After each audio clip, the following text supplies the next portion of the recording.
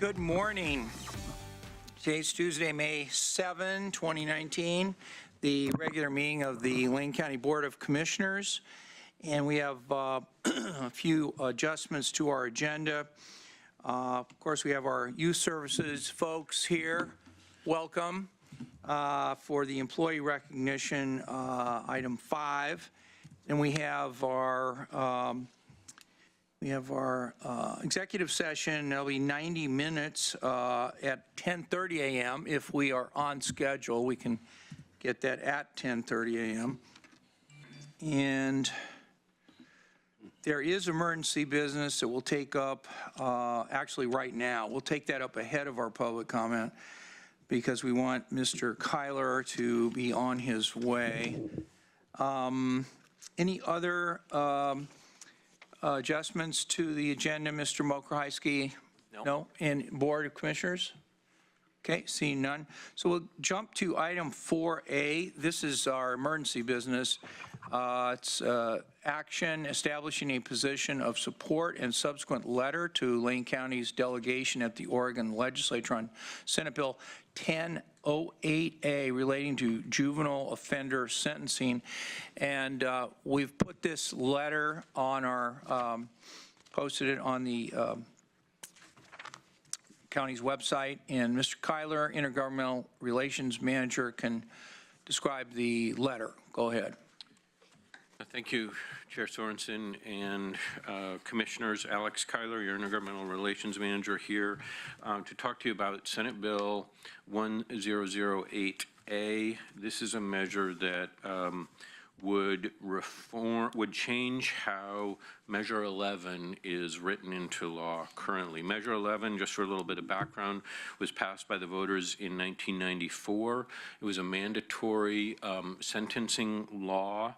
And it also wrapped in some language about individuals who committed crimes after they were attained the age of 15 years. And so what was significant about Measure 11, for 15, 16, and 17-year-olds, they could be tried as an adult for certain crimes. There was a companion measure with Measure 11, which was Measure 10. And Measure 10 said that that Measure 11, when it was instituted into law, could only be changed with a 2/3 majority of the Oregon Legislature. So Senate Bill 1008A does require a 2/3 vote. It was a House bill, obviously, initially, it was a Senate bill. It is a Senate bill, and it did pass the Senate by 2/3 on a 2010 vote. It got the support of one Republican, and they lost one Democrat in that vote. It moved over to the House, where it was heard by House Judiciary in a public hearing, and then never worked. It was sort of interesting that they had a work session scheduled for the subsequent day, but it was canceled. So in order to get to the floor of the House, it still does need to have a work session. There's a couple things about the bill that you should be aware of in terms of how it changes the law. So one of the things that it does is it gives the Oregon Youth Authority primacy for youth sentence, so they will no longer be transferred to Department of Corrections. Everything would be under the authority of the Oregon Youth Authority. It prohibits life sentences for those youths who are sentenced for a crime that was committed while they were under 18 years of age. There is some new procedural language in the bill in terms of court hearings. There is what is established a waiver hearing to waive the requirement that a youth be sentenced as an adult. And there are a couple of things in that waiver hearing. For instance, there has to be a psychologist or a psychiatrist present who can be called by the state. There's what's called a second look hearing. So there's a conditional release hearing at half of the sentence for particular youth, and then there's a review for youth who have served 15 years of a sentence that would be established by the State Board of Parole and Post-Prison Supervision. This is a bill that has had a lot of controversy in it in Salem, and one of the dynamics of Lane County is we obviously have an elected district attorney. The district attorneys have been fairly vehemently opposed to the measure, and then we also run the John Serbu Juvenile Justice Center with a partnership with the state court, who has 3 juvenile courtrooms over there, and then our youth services division that provides for quite a bit of prevention work as well as treatment. So there's been a real juxtaposition internally going on over this bill, and my attempt was to try to navigate through that without too much controversy. I think Commissioner Bozovich may want to say a few words, but he was in Salem last week for a lobby day on the Justice Reinvestment System and funding for that, and heard from a number of our Lane County delegates about their sort of desire to see Lane County take a position on Senate Bill 1008. And that's what was the genesis of bringing this letter before you today. You'll see in the letter, I attempt to really give some weight to the perspective of the district attorney, as well as speaking to the services we do provide for youth, and trying to ensure that youth who have been involved with criminal activity or are at risk of criminal activity are diverted from that system to the degree possible. So I'm really trying to continue to thread that needle, but this is my best attempt at getting a letter up to the delegation with your approval. Okay. Any questions or comments or statements from board members? Commissioner Bozovich? So I did spend last Thursday almost all day before having to run down here for Budget Committee in Salem, trying to lobby for Justice Reinvestment Act funding, as well as community corrections. And I did hear from several members of our local delegation their concern that it appears, just because the DA took a stance, that was Lane County's stance on that. It was being perceived as Lane County's position. And I felt it was important to have this come before the board and establish what the board's position on the bill is. I personally voted against Measure 11 in 1994, was in the minority there. I don't believe mandatory sentencing is, and one-size-fits-all sentencing is correct in our justice system. And I believe it kind of moves the judicial branch duties over to the legislative branch. So I'm in full support of this bill, particularly with youth, as we understand now between 1994 and today about brain development, and the portion of the brain that develops last in our youth into their 20s is that it has the ability to make rational decisions and understand consequences of decisions. And I believe that this bill recognizes that aspect of brain development. So I would ask that the board support this letter so we can kind of let our delegation know that there is kind of a split in Lane County. I understand the DA's thoughts, and I spoke with the DA personally about this, and she is, basically just concerned about the public safety aspect of possibly allowing the release early of folks that might be at risk for the society and community as a whole.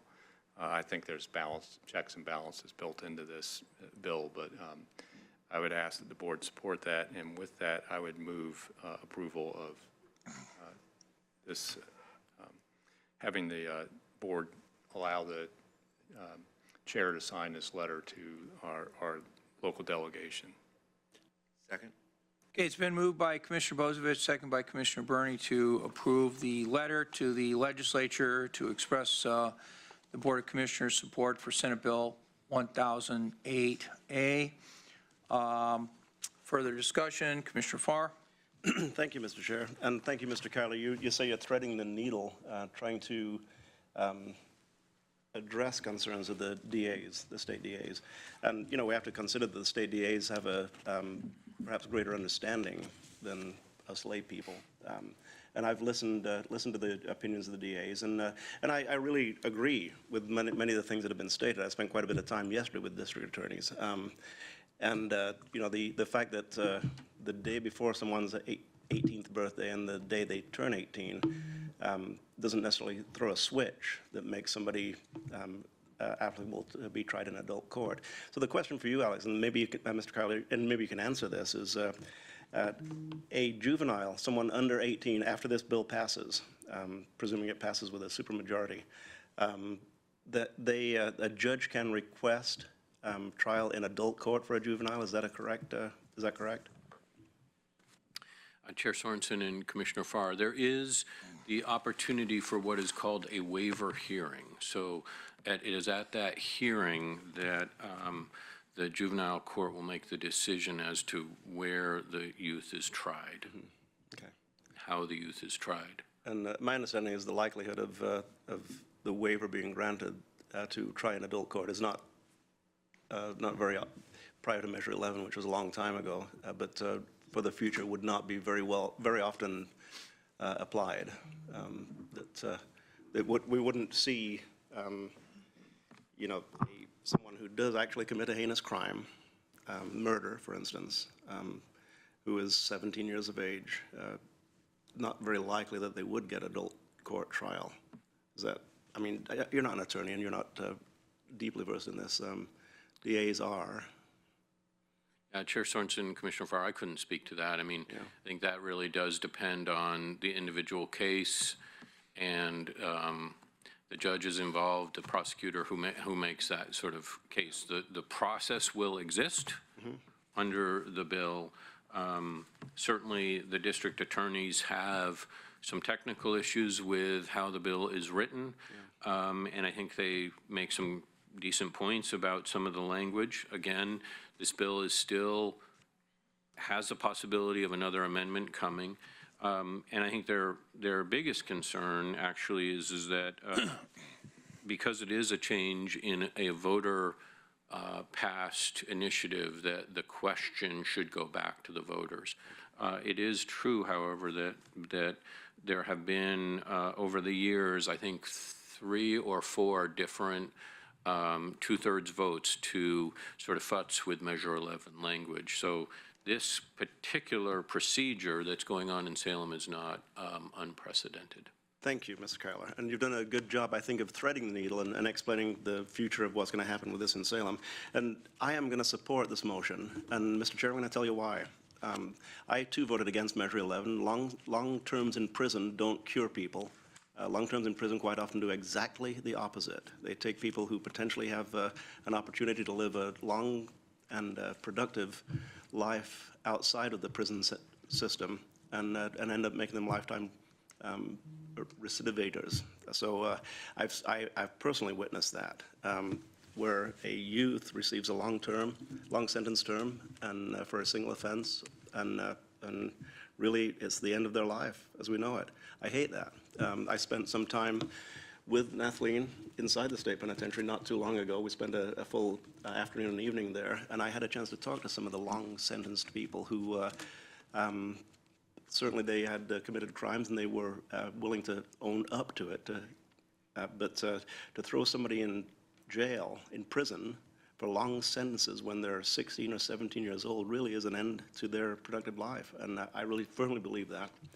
Consequently, I'm going to support the bill. And I understand that the DAs do have some technical issues with it, and I hope that it does get work to make it a little bit more appealing, not appealing is not the right word, but a little bit more acceptable to them. But I am going to support it, Mr. Kyler. Thank you for reworking the letter and making it something that really does attempt to satisfy the DA's questions. Okay. I'll just say that I agree with what's been said, that in 1994, when Oregon voters passed Measure 11, they made a really serious mistake. And part of that amendment that was really bad was it shifted the justice system away from judges and moved it toward district attorneys and the staff of assistant district attorneys that work in those offices. And I think that it did two bad things. One, it put too much power in the prosecutor's hand. And secondly, it got rid of the idea that each case is different, each brain is different, each crime is different, each person is different, each victim is different, and that the judge in the case really should have the flexibility of dealing with it. And so I think that fundamentally it was a bad move. And now, you know, some 25 years or so later, we're digging out from that, and I'm glad we are, and I think this is a good move for the legislature to use its authority and and make the changes suggested in this letter.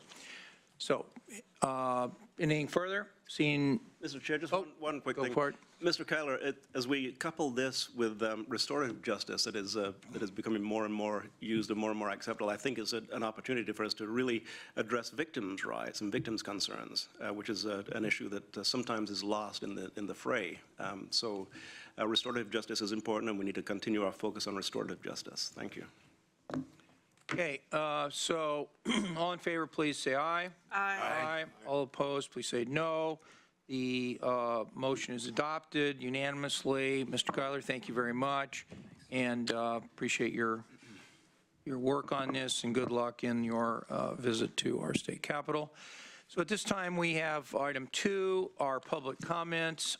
We have Fred Mallory and Al LePage. So Mr. Mallory, if you could come forward, give your name, where you're from, and our vice chair, Commissioner Buck, will start the timer and give you 3 minutes of public comment. Welcome.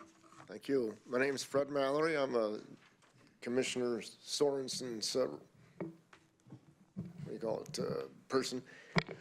I'm here again today, as I promised I would be, to talk about climate. And maybe this time I can be a little more balanced. Before I was pretty nervous.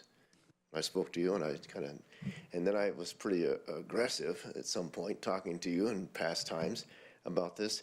Since then, I believe you folks have started on the process of your own climate action plan. Is that correct?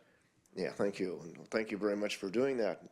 It's really, really wonderful to see something moving forward in what I think is probably our top priority issue facing us in the world today. So great, thanks a lot. I also joined up with a group a couple of months ago, and we formed and started talking about, well, what can we do about the county's climate action plan that isn't there? And so we've been talking about it. This has been happening. We had 3 meetings now so far, and we're sort of, rummaging and talking about objectives and strategies and how are we going to do this? How are we going to introduce ourselves to you? So here I am, saying this is what we're doing. I'm introducing myself to you folks and basically offering our services. That's what we've decided since you've chosen to work on a climate action plan. We're saying, hey, we're here, we're a group, we want to help out. What can we do to chip in, step up? And Al is, of course, part of the group, as well as several others that have spoken here before. So we're here. Use us. I have some technical expertise, being retired from eWeb in the energy management program, and so I have kind of an engineering point of view about all this. What I think is best, but that's just what I think. So I have to listen to what our group says, what you folks want, and we're here. So yeah, thank you guys for stepping up. Moving ahead. Appreciate it. Thank you so much, Mr. Mallory. And next up is Al LePage. welcome Mr. LePage. Good morning, Chair Sorensen, Vice Chair Buck, Commissioner Farr, Bernie, and Bosevich. My name is Al LePage, and I live at 1944 Cleveland Street in Eugene, Oregon. A word of thanks, a proposal, a personal commitment. First, let me again thank the Commission for their upcoming work session relative to developing a climate action plan for Lane County. Next, as one of the co-leads for a community group that started meeting in March, and since we apparently share the goal of a county adopting a climate action plan, and further towards working with the Commission in this regard, the group would like to meet with the County Administrator, Steve Mrokohajski, relative to its development. Finally, on a personal note, and speaking for myself as an individual, an introduction and an offer. My undergraduate education involved training to become a research biologist. My graduate degree focused on science education. The first part of my life really involved being a teacher. The second as director of a nonprofit organization, and I am now transitioning into the third, and most likely the final part of my life in climate and wildlife advocacy. The defining moment, the turning point for me personally, was the international report released last fall relative to the need to act immediately to keep global warming to 1.5 degrees centigrade before 2030, a mere 11 years away. I have lived my life with passion and purpose in what I have done, consensus in process and collaboration with others on mutually shared goals is my approach. I not only value kindness and compassion, but also strive to live these values in all my relationships with everyone, people, wildlife, and the earth itself. Therefore, relative to the development of a Lane County Climate Action Plan, given skills and knowledge developed through my lifetime, I am publicly offering my time and energy as a personal commitment to officially volunteer for Lane County. Further, that time-wise, I will offer a 0.2 full-time equivalent amount of time monthly, 4 days a month to the county, and effective immediately. That's just some indication, at least, just how important developing a climate action plan is to me. Thank you for your overall consideration of the group's proposal to meet with the county administrator and my personal offer to volunteer for the county. And in that regard, so you have information in terms of what I just said, I have copies of what I just said for all of you. And I also have a resume for the county administrator to consider as well. Mr. Mrokohajski, is that correct? That's right. There's my resume. Please call me. There you go. Thank you very much.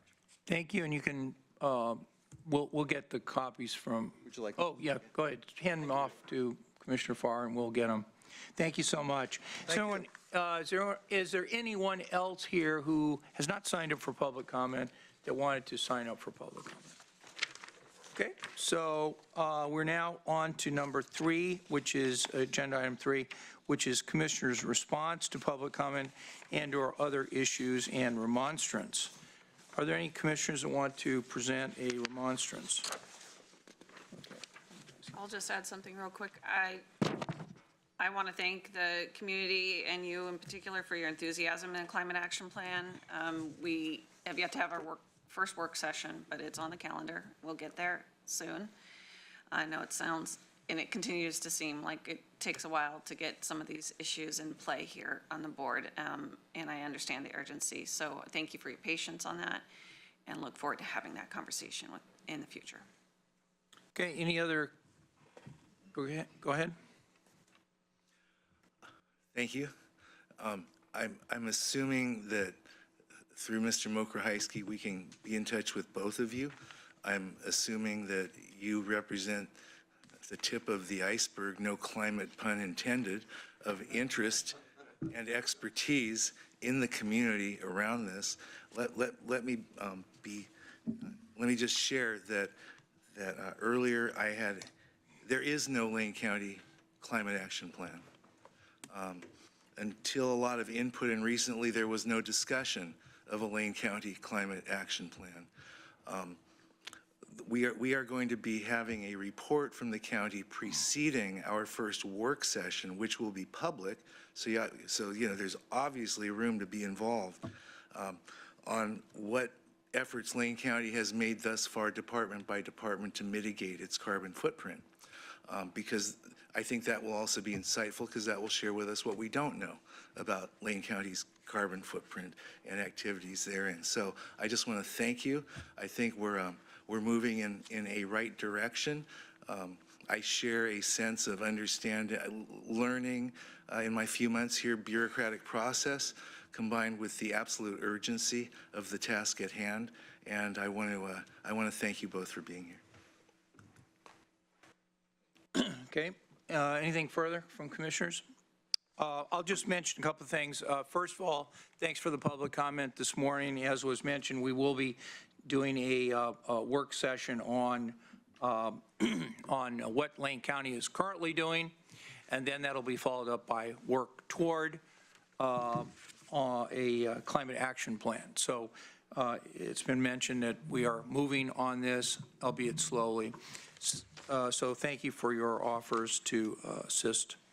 Secondly, I noticed that that a team of 145 expert authors from 50 countries published something called the Global Assessment a few days ago. It was published by an organization called the Intergovernmental Science Policy Platform on Biodiversity and Ecosystem Services. This said that the report found that up to 1 million of the Earth's estimated 8 million plant, insect, and animal species is at risk of extinction, many within decades. They found that climate change has been caused by burning coal, oil, and gas fueled by the fossil fuel industry that is exacerbating these losses. So that's just another study. It's another little different angle on it, but it's another study that's from 145 scientists. That's sort of going on at that level. More at the level of a lot of Lane County residents, not that that isn't important, it is, we are moving on it. But Lane Electric puts out a magazine once a month. It's called the Lane Electric magazine, the Rural Light. It's called the Rural Light. Not everybody gets this magazine because you either have to be a resident of Lane Electric Service District or someone that they send it to, which includes county commissioners. So there's an article in their May issue entitled "Prepare to be Prepared," and a Lane Electric employee whose job is disaster preparedness shares what it's like to be without power for 10 days. I know Commissioner Buck was without power for 10 days or more, at least. And so this is a great little article, and it describes how he's a professional who deals with, being prepared. He was prepared for a few days, he says, and he lays out what he had for those few days. But then he points out the various resources. I know when Commissioner Bozovich was board chair a few years ago, he made preparedness a big part of the year when he was board chair. And I just want to bring this article to your attention because it is very local. It's very local. It's by someone who lives in Lane County and whose job involves emergency preparedness. And he was prepared for a few days, and he gives suggestions on how to be better prepared in the coming next emergency. So anyway, okay, we are now ready to move on to our employee recognition, and we've got a whole bunch of award-winning chefs and chefs-to-be here. So who is introducing all these nice people? Mr. Chair, I'll kick this off, and I hope you all have eaten and have full tummies, because if not, This presentation is going to make you really hungry. I want to introduce Jose Alvarez, our Youth Services Food and Nutrition Supervisor. And do you want to invite the other staff? Do we want to have folks come up? So do you want to introduce everyone, Jose? Okay. So this is Doug Herron, one of my chefs. Martine, Cody, and Jordan. Okay, and we have their names, and I can pronounce the first names of all of these people. And just, why don't you give it to us again in sequence from starting over here and coming down? Okay, introduce yourself. I'm Jordan Okaneski. And I'm Cody Fuquay. Martin Rodriguez. Doug Herron. And then we have our youth over here that were participating in Chef's Night Out. I have Jordan. Jonathan, Grant, Travis, and Tommy. And they were all at the Chef's Night Out. Preparing the taste that day. Can you tell us what you did for Chef's Night Out and what awards you won? I'll let the people that actually made it.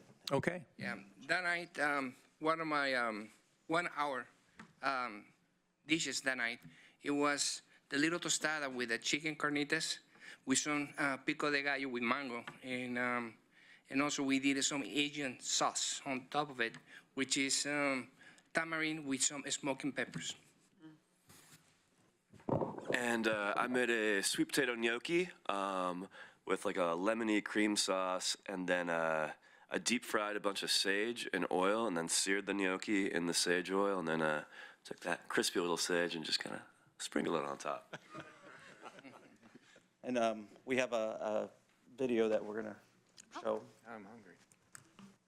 So as Devin gets that queued up, we just have about a 1-minute video there. I also, do we have a couple parents here? Do we have any parents from one of the youth? Thank you for being here. Welcome.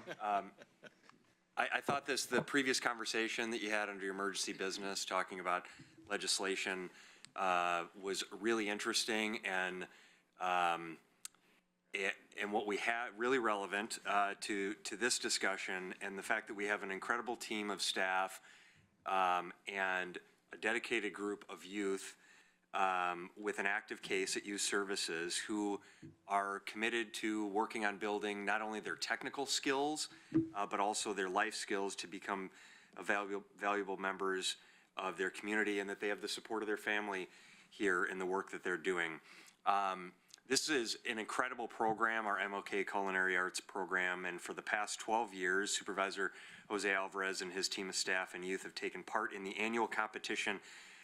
This is the Food for Lane County's 29th annual Chef's Night Out, and this year, the MLK team took the runner-up for the coveted People's Choice Award. I'm not sure who got to vote in that, but I think we were all there and we had tasted what you had made, we would have voted you number one. And so we wanted to recognize them here today for their passion to serve and just for the great work that the staff does to support youth and the incredible work that the youth here are doing to build their life and technical skills.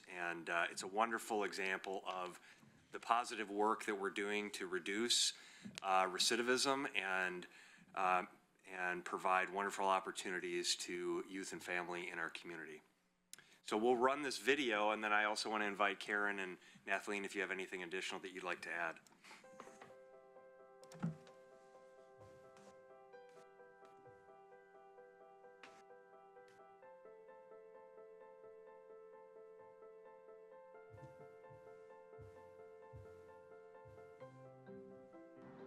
Hi, my name is Jose Alvarez. I'm the program supervisor for the Culinary Arts program at Lane County Youth Services.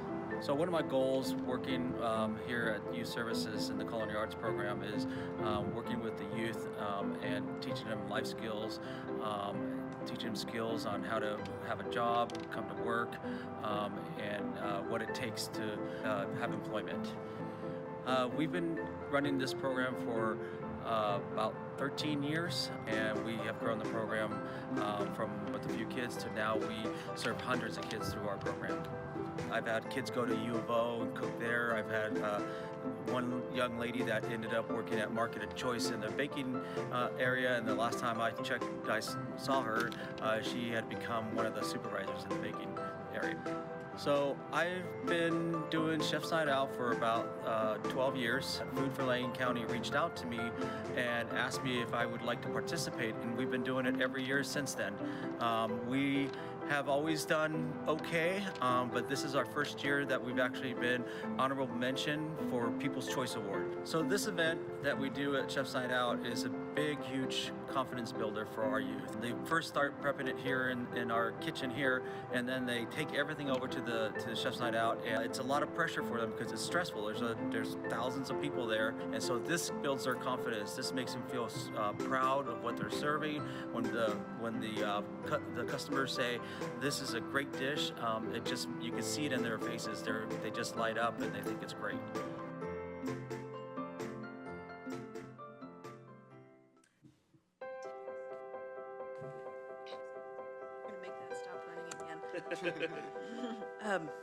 I don't know about you, but my mouth's watering right now. I know. Wow.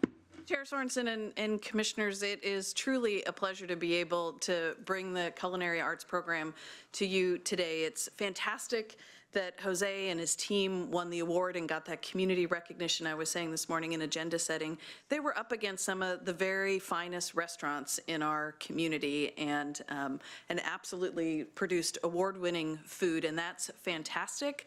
The other piece, though, that I think it's important for you to know, and well, I think the video was such a great piece, is really what's behind that every day for our youth who work in this program. I had the opportunity at an all-staff meeting right after the award was announced to ask some of the youth, like, what was the best part for you? And I heard lots of different things, but one of the threads that came through that was about being part of that team that was there that night doing their piece, and the opportunities that our staff are able to provide for the youth in this program are really tremendous and absolutely make a difference in the lives of the youth who come through our program and impact in the larger community as a whole. So I deeply appreciate, Jose, the work that you do and all the rest of the staff. It was great. At that same staff meeting, Martine showed me that he had taken some pictures, so it was a great opportunity to share those with you as well. So I appreciate you taking the time this morning to recognize the work of our staff and our kids.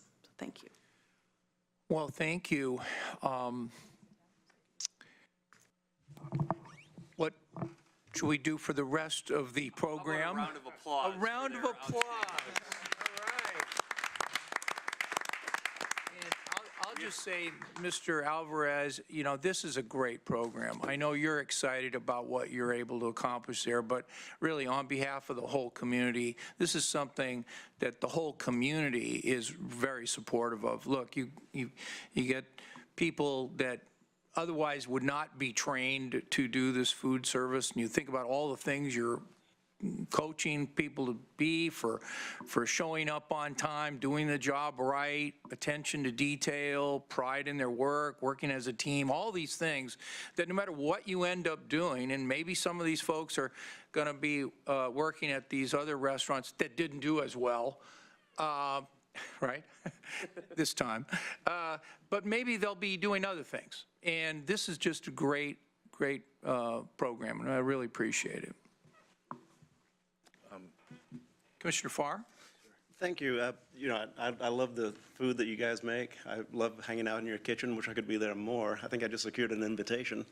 And I would like to say, Martine, I had a chance to have your dish described to me last week by your wife, the tamarind and smoked peppers, and I wanted to have some immediately. So I'd love to see the recipe. It was kind of some fusion of Mexican and Asian. Yes. Dish. Yeah, she described it, and I could see the picture of it in front of me. So, and the way you talk about it, and looking at the kids who made it, wow. You know, Chef's Night Out is not an easy venue to be a part of because you're up against some pretty high caliber competition, and the crowds of people there quite often more interested in the wine than the food. But that's been my experience. That you know, what True is at Food for Lane County, it is a good strategy. But you did, to be in a room full of professional chefs and realize that you too can be professional chefs, and you're getting a good foothold on that right now. Wow, it is highly impressive. I'm very, very pleased. Thank you. I just want to say, congratulations to the team. I worked my way through engineering school in food service, from Leone's Restaurant to Tippy's Taco House to a couple other places. So I get the hard work it is behind the kitchen doors that goes on in food service, and really appreciate the work you all do. I really also want to appreciate not just Chef's Night Out, but other events that you guys help out with, particularly Senior Day at Lane County Fair.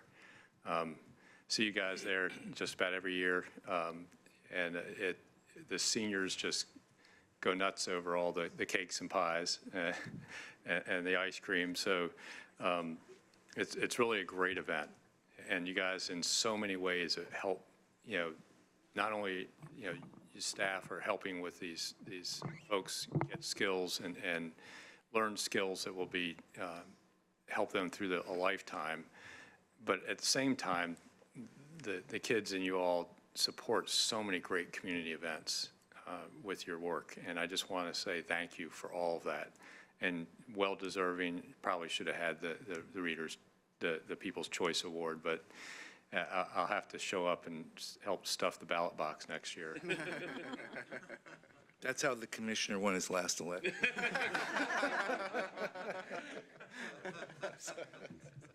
Commissioner Buck? So we just had a tour of your facility not too long ago, Commissioner Burney and myself, and got to see where you work, and was really impressed by the coordination. We were in your way. Clearly, we were in your way, and you had things to get done. And I just really appreciate the dedication that you have all put into this program. I don't think I have the same skills to cook that you have, and I just find it fascinating that it's a real operation, like logistically in there, and you know how to get it done, and you have sequence of things that you need to do in order to come out with a final product, and that is a life skill that not everybody has, and not everybody will ever get. So that is extremely important, especially when people are really maybe going through some meaty things in their own personal time. At the same time, you're able to, click within that kitchen and make things happen. So again, congratulations for me as well. I don't know if you noticed, but we have this soundproof wall, and I'm surrounded by these gurgling stomachs. It was kind of pathetic, but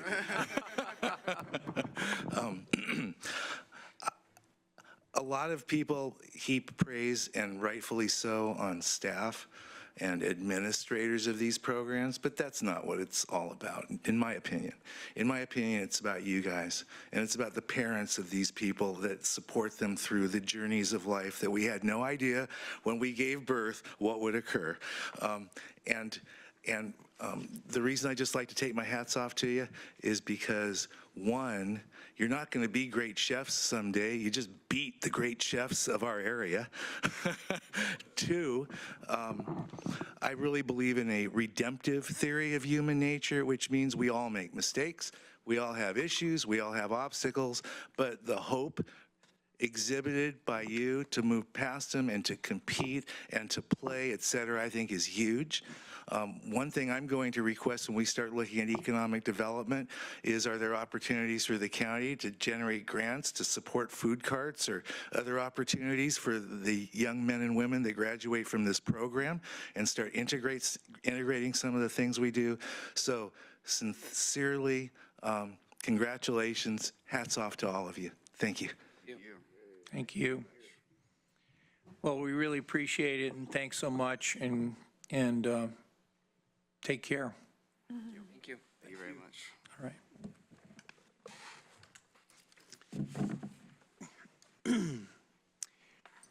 So next up is item 6. This is our consent calendar, and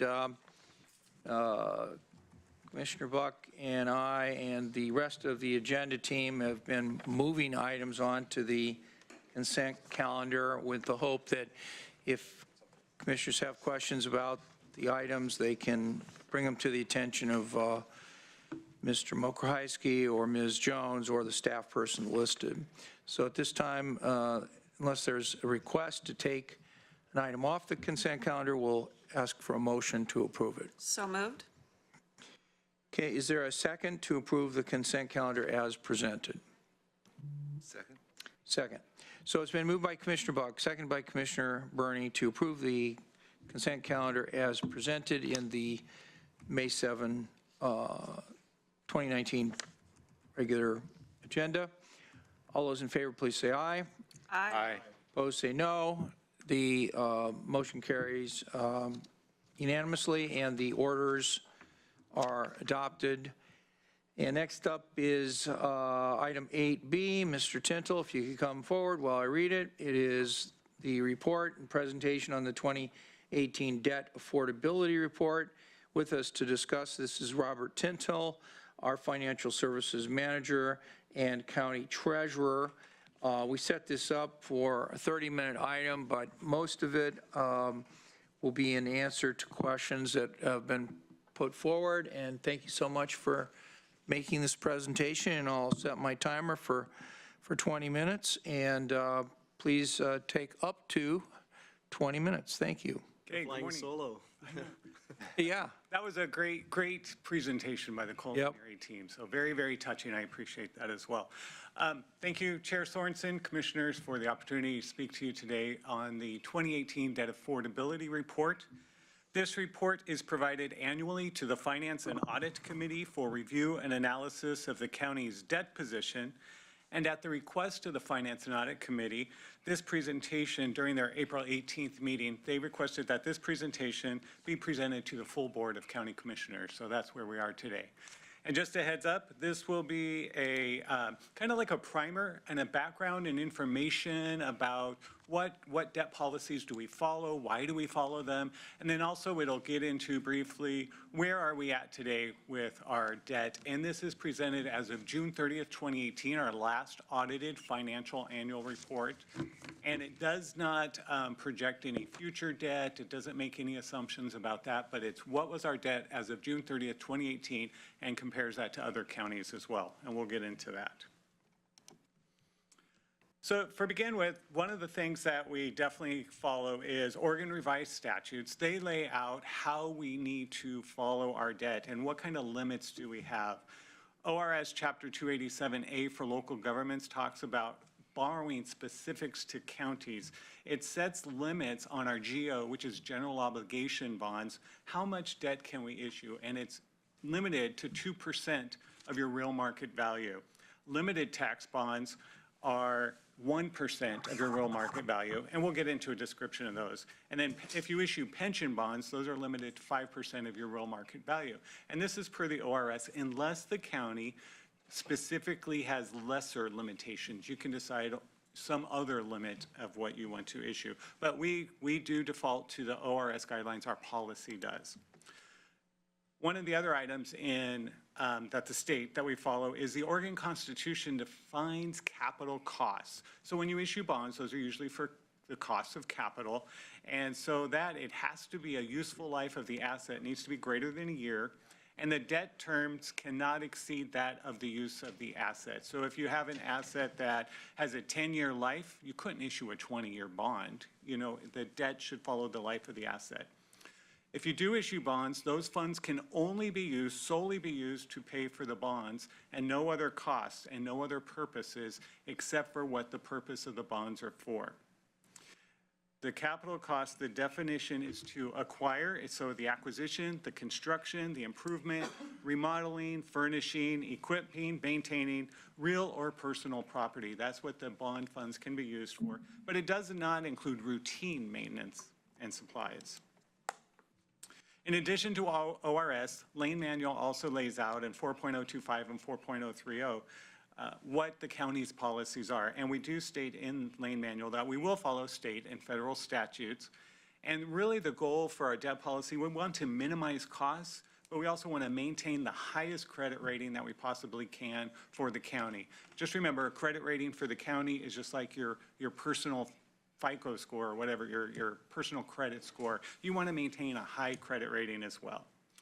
Lane Manual also says, again, we repeat that we do not want to exceed the life of the asset in our debt, and any debt that we issue has to be authorized by the Board of County Commissioners. So we do come before you before we would issue debt, and you give your approval on that as well. Finally, we have our Administrative Procedural Manual, Chapter 221, and in there, one of the items it states is the annual debt affordability report must be presented to the board, to the Finance and Audit Committee annually, and that we do annually. And as I mentioned, we did bring that to the Finance and Audit Committee on April 18th, and now we're bringing it here, and we made some adjustments to these slides based on the detailed discussion and conversation that we had there. It sets, our APM sets affordability and target limits, general objectives, structures and terms, because there's different kind of debt you can issue, methods of sale, and most importantly, ongoing reporting and disclosure requirements that are required anytime you issue debt, particularly tax-exempt debt and any type of disclosures which we do annually to our reporting agencies. One thing is mentioned that's really important is maintaining a high credit rating, and currently Lane County bond ratings is the AA2. So the AA is defined as very strong credit worthiness. It's a very high credit grade, which we should be very proud of that. And the A2 ranking, the 2 ranking reflects kind of the mid-range of that AA in there. So a little history of the Lane County bond rating. You can see there's 2 different types of ratings that we have. There's the general obligation unlimited tax debt, and then there's the general obligation limited tax debt. The U, the gold, the one with the U in it, if we issue, those are general obligation bonds that we issue that we're able to increase taxes to pay for the costs of those bonds, the bond proceeds. But on the general obligation limited tax, those proceeds we cover by current revenue. So we're not increasing the taxes to pay for the general obligation limited tax debt. So historically, we've been at an AA3 on our general obligation unlimited tax debt, but in May of 2010, that was increased to AA2, and our general obligation limited tax was upgraded in February of 2017 to AA2 as well. So both of our ratings are at AA2. And I'll share with you a few comments from Moody's Investor Service. So in 2017 and in 2018, they issued reports to us and they provided many comments to us. Some of our credit strengths that they really highlighted is our strong financial position that we have, and it's a healthy financial position. We do have a sizable tax base with a sound wealth and income profile. They really talked about the conservative management philosophy that we have at the county that has made us into such a strong financial position. We do have a modest debt burden, and they do recognize we have a somewhat elevated pension liability. One of the things that they underscored also was that all Oregon counties have an institutional framework score of AA. Again, we have that AA2 rating. All Oregon counties are within the AA rating as well. They also look at, well, what are some of the credit challenges of the county? So they did recognize, as the board has heard many times, that there was a loss of significant timber revenue in the past, which that was a funding stream for the operations and the costs of the county. They do have concern over the growing pension contributions, that those do increase your fixed cost, and if you are spending more costs on that, you're not spending it on other services. And again, they recognize that's an Oregon issue. And that we have somewhat rural local economy and wealth measures there as well. Furthermore, they went on to say, well, what are the factors that could lead to an upgrade? And that there was substantial improvement in available reserves and liquidity. And this was a couple years ago in 2017. And that's why kudos to the board in setting policy, the budget office, Mr. Mokrahajski, for increasing our reserves levels and our liquidity, because they underscore that counties and local governments our size need a strong reserve to continue for those unforeseen items, and also liquidity for cash on hand to cover those items. Again, as we talk about how, our taxes don't come in until later in the fall, you need that reserve and you need the liquidity to continue paying your bills through that. So they highly recommend a strong reserve. Also, our continued ability to manage pension contribution pressures. Even though some of those items are outside of our control, the county has done a great job of internally managing pension costs within ourselves. And then there is an appreciation in wealth measures. Then they also finally looked at factors that could lead to a downgrade. And so substantial growth in the pension contributions could put pressure on the overall fixed cost burden of the county.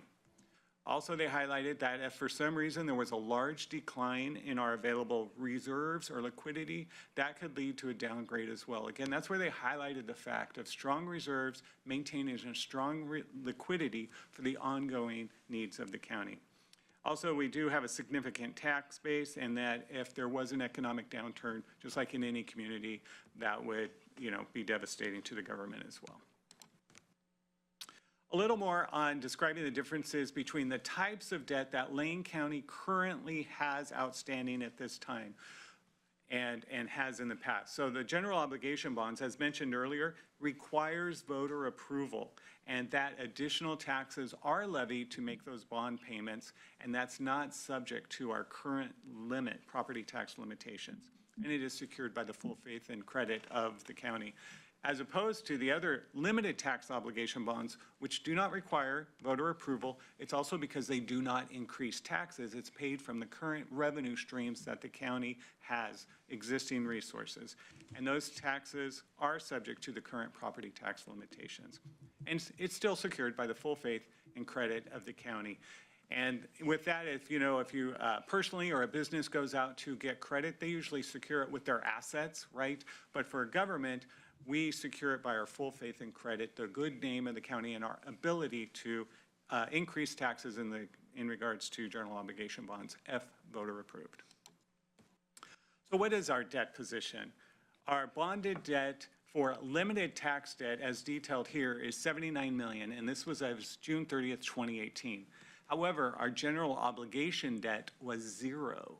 And that is because we paid off our bonds for that in 2015. So we haven't had any general obligation debt since 2015. We do have our outstanding limited tax debt, and you can see that the pension bonds is our largest outstanding bond at this time. As we look at our future debt service requirements based on our current level of debt, you can see we spend about $11 million a year on our debt service payments. As we look to the future in 2025, you will see a debt because there was an early redemption of some of our pension obligation bonds during those years. And you can also see the big dip in 2030 and 2031, 32 is when the pension bonds are paid off. This is our current stream, which, time passes sooner than you think sometimes. But eventually that pension bond will be paid off there. As mentioned, ORS limits your debt capacity, and we're going to talk about each of these capacity limits in a little more detail right here. First, we'll talk about the general obligation bonds. So as mentioned, we are limited to issuing bonds to the capacity of 2% of our real market value. As of June 30th, 2018, our capacity for issuing general obligation debt is the last bar on the right in 2018. Our capacity is $946 million. Our debt, general obligation debt, as mentioned at that time, was zero. It's thus that little white line at the bottom. You can see in 2014 we had $2.9 million outstanding of our general obligation debt. We paid it off in 2015, and since then we haven't had any. Now, as mentioned, just like in your personal finance with a credit card, you will have a credit limit or a capacity on your credit card, but that does not mean you always want to use the full capacity. You work within your means and you make a payment plan and you do it there. But this is what we're legally allowed to borrow up to. Then we also have limits with limited tax bonds and our pension bonds. So the little blue bar, that signifies where we're actually at right now with our limited tax debt compared to our capacity for the limited bonds at 1% and the pension bonds at 5%. So we're also really low on our capacity on our limited tax debt, 4.91% and 2% of our total capacity. So we're way under our limits on our limited tax debt. So here's a comparison of our debt for comparing 2017 to 2018 as of June 30th. And then it also includes overlapping debt. So overlapping debt is what is the total debt within the boundaries of Lane County physical boundaries. So it would include all of the taxing districts, which would include school districts, other cities, fire districts, any of the taxing districts that we have. In our total taxing capacity of our county is at the overlapping debt as of June 30th, 2018 was $831 million. Once you add the county debt, it's $908 million, which was a decrease from 2017. But that's because what we look at is what is the capacity of your county, the taxpayers, not only for the county debt, but all of the districts combined, and that's what we'll look at here. So this graph or chart just basically says Lane County debt as of June 30th, 2018 was about $207 debt per capita. But when you include the overlapping debt, which is all the debt of all the taxing districts combined, per capita, it's $2,450. You may ask, well, what makes up all of the overlapping debt? So this comparison just lists 2018 and compared to fiscal year 2017, who are the top 10 debt issuers within Lane County boundaries, other debt districts.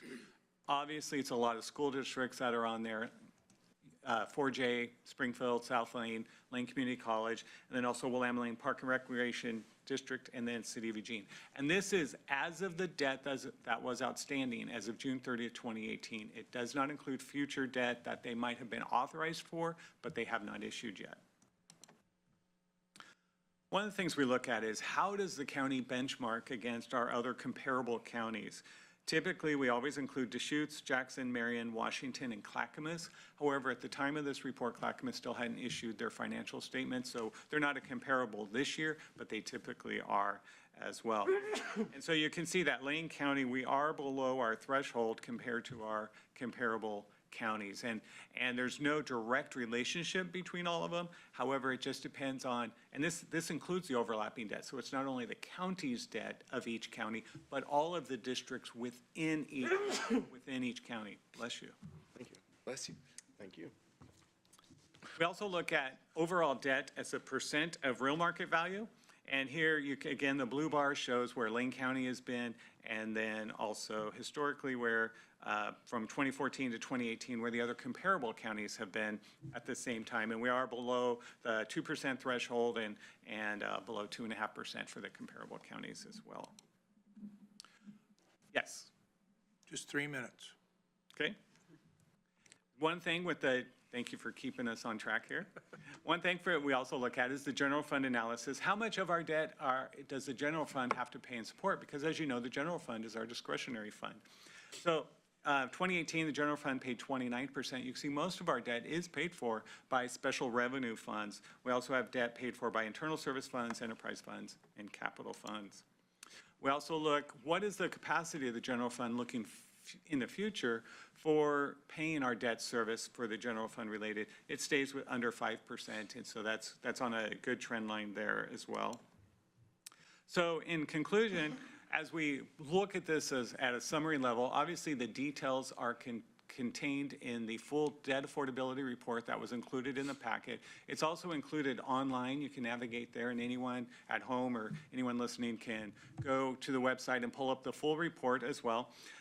But the summary was we do have a current level of debt that is manageable, and it is within benchmarks and good thresholds, and we are in a favorable credit position as well. They are established within the benchmarks as mentioned, and it's healthy historical norms. The county continues to manage its debt within the current financial resources that it has available to it, and that we do maintain stable and sustainable debt program. And with that, I will open it up for any questions or comments that you may have. Well, thank you so much. This is excellent. I know that you've already made this presentation before, but for those of us that weren't on the Finance and Audit Committee, I'll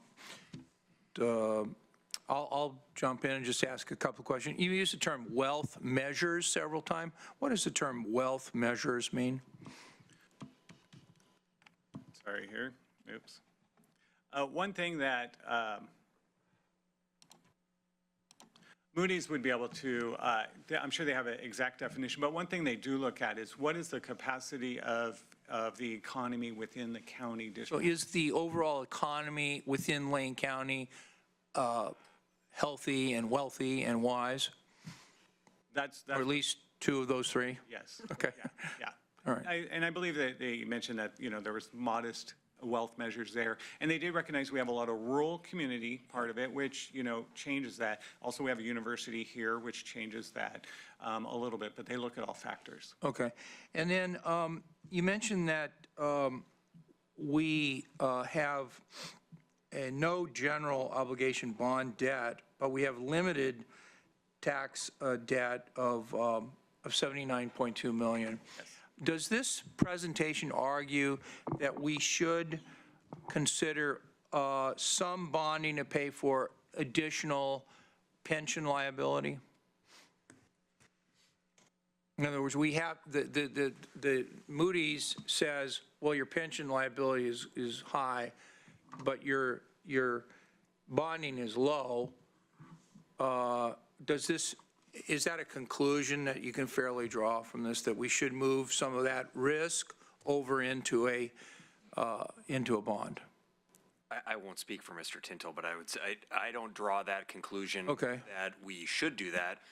I think what you have to look at is what are the financing mechanisms available and the cost of those to pay for, if you're going to look at a bonding program, for example, to pay for significant outstanding debt, such as pension obligations. So we have a pension bond that we took out in 2002. I think that's been deemed to have been a wise move because we were able to essentially fund that obligation, and it lowered our ongoing costs. It lowered the rate at which we would have paid.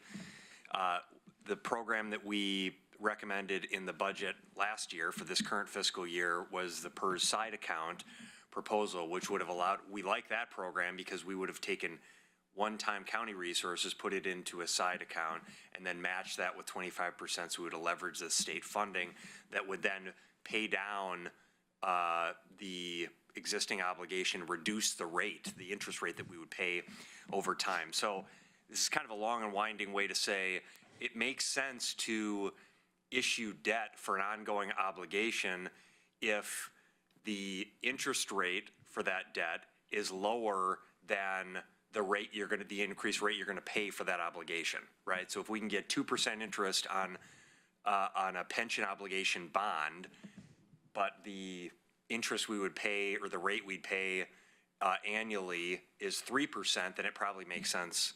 Isn't that what's happening, though? With what? Well, that we are having a higher, we're having an accelerating rate of costs associated with pension, and we have a relatively low interest environment to borrow money. It's my understanding when we've looked at that with our financial advisors that the interest rate market is not favorable in that regard. It's too high now. And then you have to look at the transactional costs of any time you issue debt, you're paying for transactional costs there. And you're also making a gamble in the future that, you're locking into a rate at one particular time and you're paying that over a period of time. So we continue to monitor that with and I don't know if you have more to say about that, looking with our financial advisors at that, but it's my understanding that the interest rates we would get are, it's not a favorable market where we would save taxpayer money to do it. Okay. Other questions from commissioners? Commissioner Farr? Thank you. That's a great explanation. You don't borrow money at a higher interest rate to pay off money that you're paying a lower interest rate on. Seems fairly simple. I think that's what I would do also, so that seems reasonable to me. So I have a question, and it's hearkening back a number of years when I, actually just before I became a county commissioner and then maybe shortly after, we were on a watch list. Can you explain that? We were on the Secretary of State's office going back, I can't remember the year, but it was going back, I think, to 2013-ish. Which is when I first became one. Rated counties throughout the state based, and actually identified counties that were at risk. At risk in a number of factors that a credit rating agency like a Moody's or Standard & Poor's or Fitch would look at. What's the health of the local economy? What does your revenue stream look like? How are you managing your expenses and your long-term obligations? So Lane County was on that list of high-risk counties, and it was somewhere in the range of there were 10 to 12 originally, and then slowly that list got smaller and smaller. In 2015 we were removed? I believe. I don't have that written from me, Mr. Commissioner, but we can pull that up. So yes, we were on a list of high-risk counties because of our revenue, our limited revenue, and our growing expense obligations. We were removed from that list, I believe, 3 or 4 years ago because of the steps that we put in place to create financial stability. And to me, that's no small part of the story that you're talking about here, is the fact that just a few years ago, Lane County was at risk. And over the course of the last 6 years or so, the county has gotten to the point where we're not only off the risk list, we're improving our credit rating to a AA2, which we've never had before. So it's remarkable what has happened over that period of time between 2013, 2015, 2018, that the county has gone from being in danger to actually being in as you described, I wrote down a quote from April 18th. You said, we have a strong, healthy tax base, and we are not at risk. So good management, well done over the course of the last 6 or 7 or 8 years to get us from a risky position to a fairly, I wouldn't say that we're flush. I mean, we have what, $900 million worth of available debt. We're not going to go borrow $450 million. But it really is a great position to be in for the public, for the 360 or so thousand people living in Lane County, to know that through excellent fiscal management, we've gone from being at risk to being in to actually having our bond rating upgraded. So excellent work, nothing but commendation there.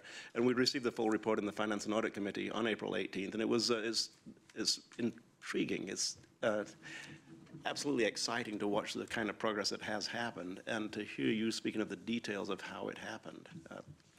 Paying off our GO bond debt completely. That was 2 years ago, I believe, that we completed payment. 2015. 2015. So, wow, time does fly. But so it's once again, not congratulations, but thank you for the fiscal management that has gotten us in a position that we certainly were not in 6 years ago, 7 years ago. Thank you. Okay, well, Just yeah. one quick comment that I'd like to make, that it's absolutely accurate to say that we are in a much more financially stable position. It's absolutely accurate to say that we've gotten our financial house in order. It's also important to recognize that we still have a number of areas that are underfunded. So that has been our goal over the last several years, is let's get our financial house in order. Let's make sure that we can meet our obligations, that we maintain the service level. So we've repaired that foundation. We've fixed the house. We now need to continue to maintain the house, right? So it's going to require continued diligence, as we talked about in the budget kickoff last year, but it also is important that we recognize that there's a lot of areas, including public safety, that continue to be underfunded, that we're going to need to turn our attention to and have conversations about how we improve in those areas to make sure that we're meeting the demands and the needs of the community.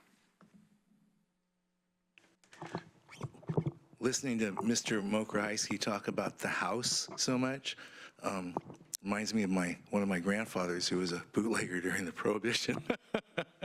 I have some questions within the context that everyone has identified, which is it's very good to have our house in order. Question number one, in 2015, what was our bond rating at that time? We can go back to the slide.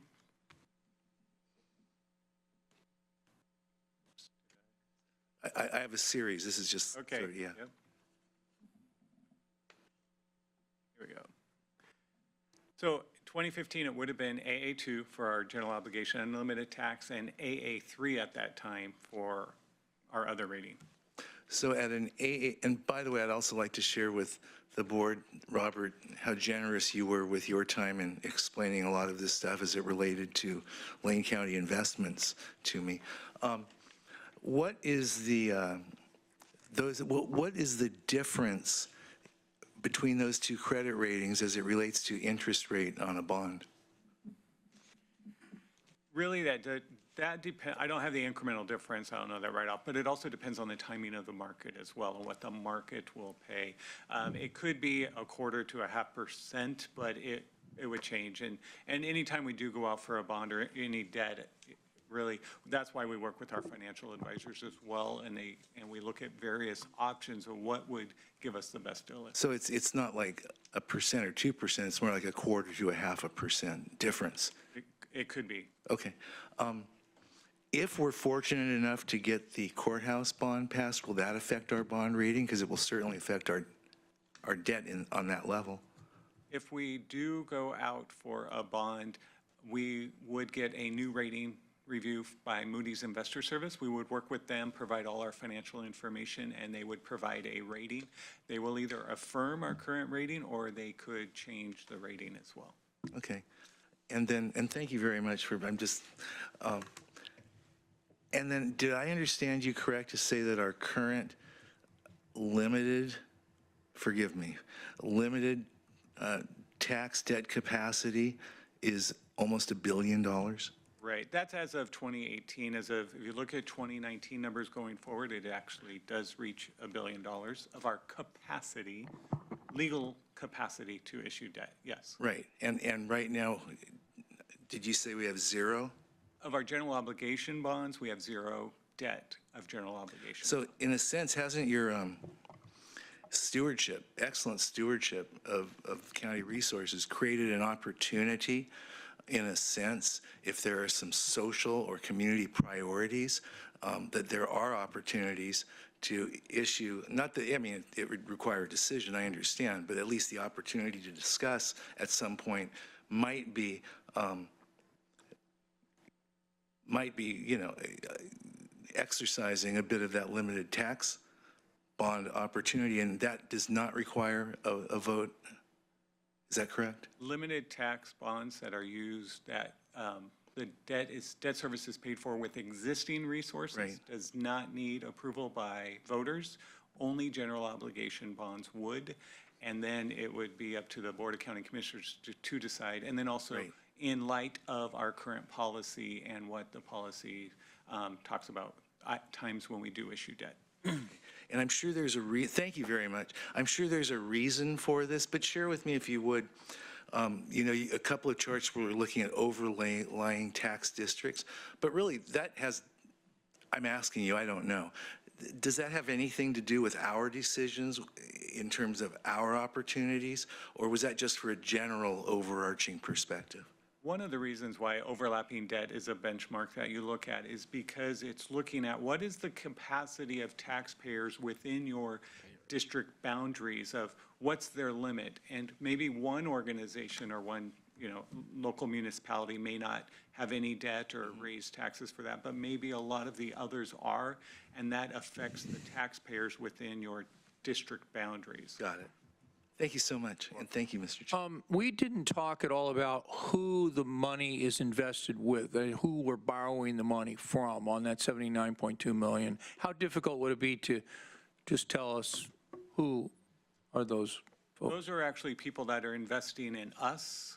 So they are giving, essentially, they're investing in Lane County. They're buying Lane County bonds. We are the ones issuing bonds. It's people investing in. Well, no, I get that, but the issuer, right, Lane County's the issuer, but we have agents that help us do that.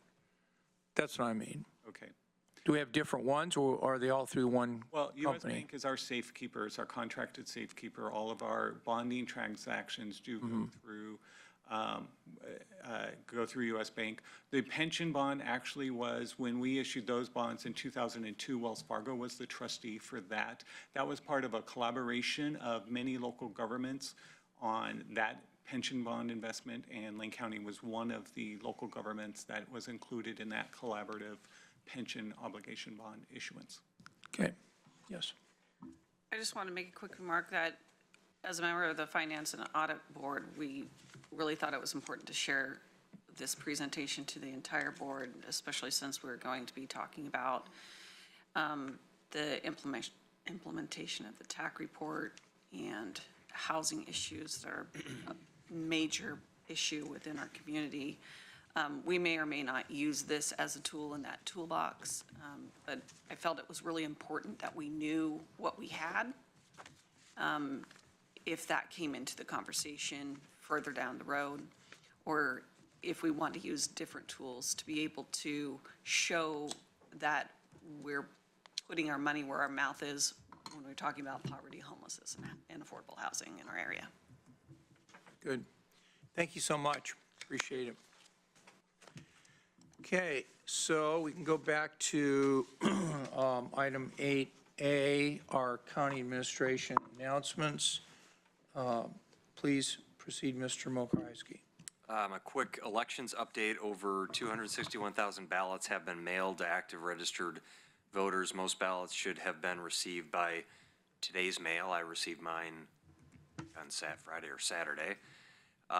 Registered voters can check the status of their ballot at OregonVotes.gov. I tested this. It's really easy. You just type in your name and your birth date, and boom, there you are. And it'll tell you if your ballot was mailed, and then it'll also update if you've returned your ballot once it's received. Driver teams begin picking up voted ballots from our 20 Dropbox locations today.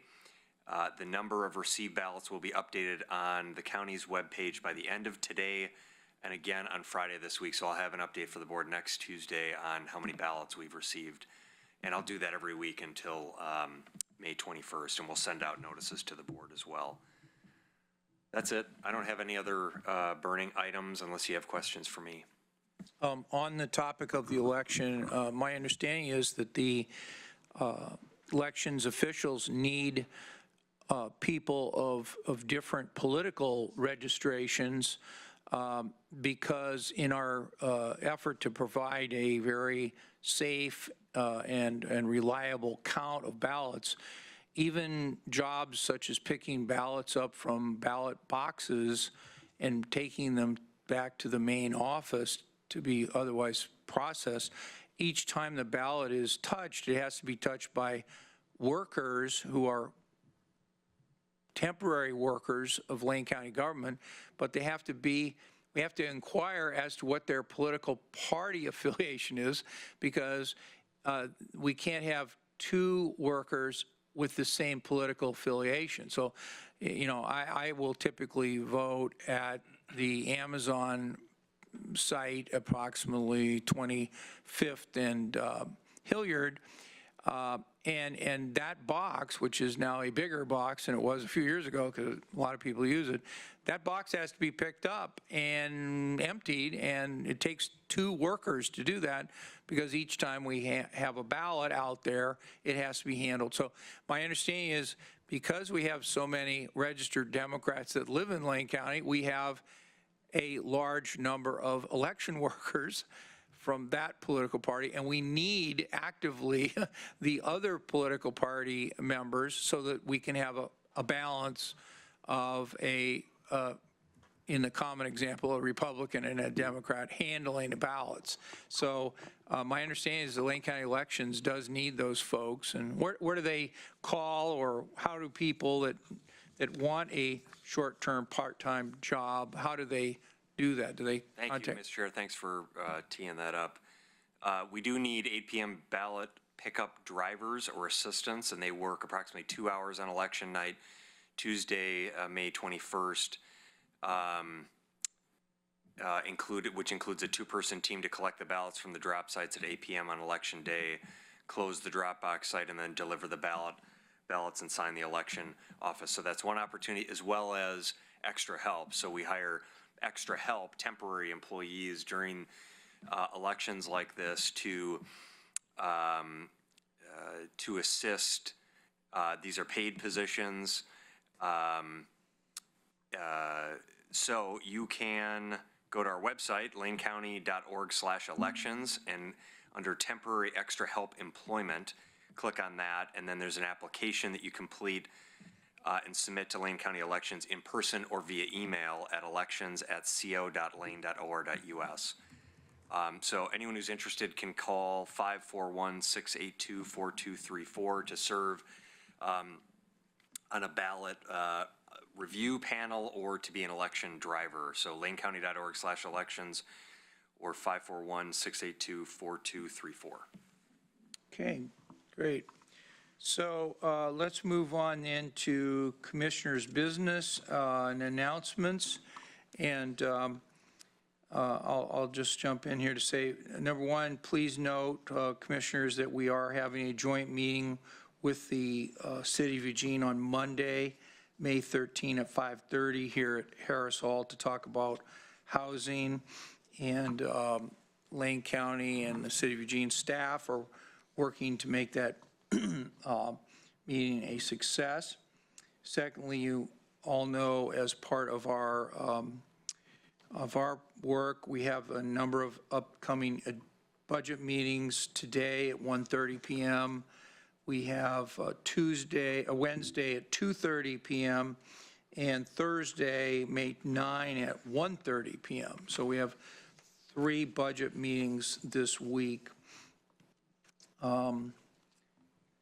One other thing that's come up recently is if commissioners are in need of travel outside of the county, and there's a protocol for that, please get in touch with Ms. Jones, who can further educate you about what to do if you need to get some, if you have some official business and travel outside of the county, and she'll acquaint you with what you need to do. Start the car and go. Yeah, well, apparently it's not that simple. You have to get approval. So anyway.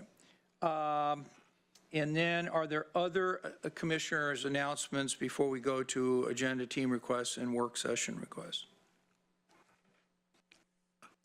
Okay. I got one. You do. Yeah. Go for it. I don't know if we all know this, and if you do, I apologize, but when Commissioner Buck and I were at our last county college, which focused on economic development, we learned something that I found interesting. You have me as a liaison to the workforce board here in Lane County. I learned that I cannot be on the workforce board because of certain requirements. I have to be on the executive committee of the work. The council. Yeah, that. And, which is fine, but then we learned that removed from the Workforce Council, it's the County Board of Commissioners that have the fiscal liability for anything that may go awry. Do you recall that? With that council. So I was just curious if that was a concern or not. It was a flag for me. And I just wanted to bring that to everyone's attention, that we have fiscal liability for a group that technically we're not very involved in the operations of. My understanding is that Lane County Council and the Workforce Board have separate lawyers to make certain that what the county does is the county's decisions and what the Workforce Board is the workforce decision. Now, how the Workforce Board gets appointed is by a council of elected officials, and that includes the cities of Florence, Eugene, Springfield, and Lane County. So that's what you're a member of. You're a member of the council, and the council meets with the executive committee of the Lane Workforce Board. We have financial liability. Yeah, no, I don't disagree, and this has been set up by Lane County government. So this whole process has been set up by Lane County government. And it might be a non-issue. I just wanted to bring it up. No, To me, it is always an issue when we talk about, well, who's responsible for things. It's always good to get, and if you have any questions, I would say pose them to Lane County Council, and if they say that's in excess of 15 minutes, then come back here and we'll ask for more time. Okay, any other announcements before we move on to agenda team requests? Okay, I have one agenda team request, and this is actually from the agenda team, back to the board. And that is, we had set up a quarterly meetings with the OSU Extension people. And because of the work volume, we are proposing that we change that assignment to semi-annual rather than quarterly. And if I could get 3 commissioners to agree to that, we would then inform OSU Extension that we do want to have their reports, but we want them on a semi-annual basis rather than a quarterly basis. Okay? Okay, so Ms. Jones and Mr. Mokryski, I think you can take that as board direction to let our folks know at OSU Extension that we'd like to have these briefings by OSU Extension in a semi-annual way until further need. Okay? Got it. All right. Any other requests for agenda team requests or work session requests? Okay, seeing none, move on to the next item, which is the review of assignments. I just had that one. We'll move the OSU Extension report to semi-annual. Okay. All right, good. And next up would be our executive session, and this is the Board of Commissioners will meet in executive session to conduct deliberations with persons designated by the governing board to carry on labor negotiations. This executive session is held pursuant to RS 192.6602D, which allows the Board of Commissioners to meet in executive session for the purposes listed. Representatives of the news media and designating staff shall be allowed to attend the executive session. All other members of the audience are asked to leave the room. Representatives of the news media are specifically directed not to report on any of the deliberations during the executive session except to state the general subject of the session as previously announced. No decision will be made in executive session. And at this time, we're going to recess our board meeting and reconvene it in executive session in the Board of Commissioners conference room. We are reserving the right to come out of executive session. Commissioner Farr. Thank you, Mr. Chair.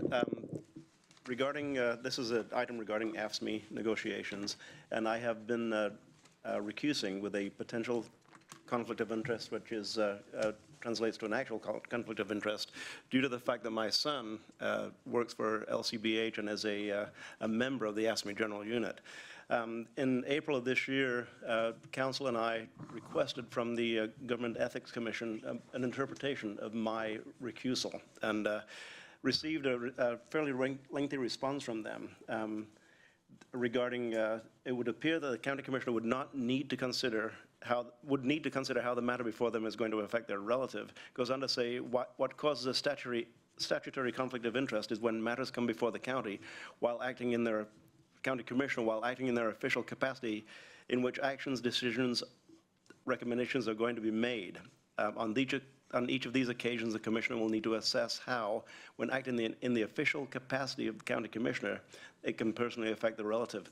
My son is not only a member of the general unit, he is also a steward, which represents he works for all of the units, including the physician's unit, which is going to be discussed during the executive session.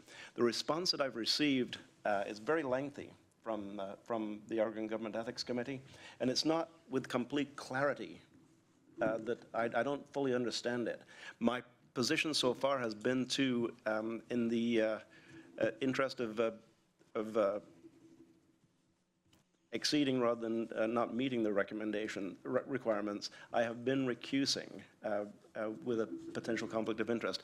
I'm going to continue to recuse until I get a little bit clearer understanding on what the response from the Oregon Government Ethics Committee is regarding units other than the general unit, which my son is actually a member of.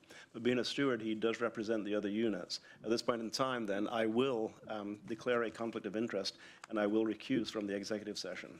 Okay, thank you very much. We're in recess then, just for a few minutes, let's say 5 minutes, and then we'll start up upstairs in the Board of Commissioners conference room.